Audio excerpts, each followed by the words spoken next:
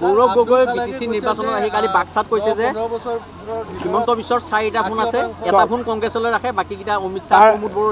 তাৰ মানে কি? মোৰ এটা ফোন প্ৰমোদ বড়োৰ তাত যায়, এটা ফোন হাগ্ৰামা মহিলাৰ তাত যায়, তাৰমানে আৰু কি পাৱাৰ লাগে কওক? তৃতীয় ফোনটো অমিত শ্বাহ, 4 নম্বৰ ফোনটো কংগ্ৰেছ। তাৰমানে মোতকৈ পাৱাৰফুল মানুহ এই ভাৰতত কোন আছে?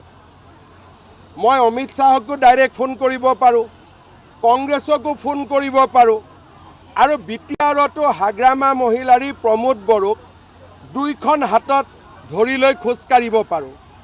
মোৰ লগত যুঁজ বাগৰ নকৰাই ভাল, এতিয়া চাৰেণ্ডাৰ কৰি দিব লাগে। কালি তেওঁৰ মুখেদি ওলাই গ'ল নে নাই যে ইলেকশ্যন হোৱাৰ আগতে আমি হাৰিলোঁ, কাৰণ তেওঁৰ 4টা ফোন, এটা প্ৰমোদ বড়োৰ লগত, এটা হাগ্ৰামা মহিলাৰীৰ লগত। বিটিএডিত যদি প্ৰমোদ বড়োৰ লগতো কাৰোবাৰ ভাল থাকে, হাগ্ৰামা মহিলাৰীৰ লগতো ভাল থাকে, তাৰমানে অসম বিধানসভাত তেওঁ 15টা চিট পাবনে নাই? তাৰপিছত ইলেকশ্যন ক'ত থাকিব? অমিত শ্বাহৰ লগত যদি ফোন থাকে, তাৰমানে তেওঁ ভাৰতৰ 3য় 4ৰ্থ শক্তিশালী ব্যক্তি হ'লনে নাই? আকৌ যদি কংগ্ৰেছৰ লগতো ফোন থাকে, অৱশ্যে আছে, মই মিছা নকওঁ, কংগ্ৰেছৰ লগত ডাইৰেক্টলি আছে, যদি কংগ্ৰেছৰ লগতো থাকে, তাৰপিছত এইবিলাক কষ্ট কৰি কিয় ঘূৰি ফুৰিব লাগে? তেওঁতো নিজেই ক'লে মই কিমান পাৱাৰফুল। তেওঁ কৈছে যে ভৱিষ্যতে কংগ্ৰেছলৈ অহাৰ সম্ভাৱনা আছে।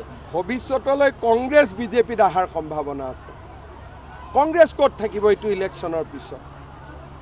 ৰখি বুলিছেনে SIRটো নিবিচাৰে বুলি কৈছে আপুনি? ছাৰ, এইবিলাক মানুহৰ এতিয়া যি মানুহৰ বিশেষ ৰাজনীতিত বৰ্তমান গুৰুত্ব নাই, তাৰ ওপৰত কথা সুধি লাভ নাই।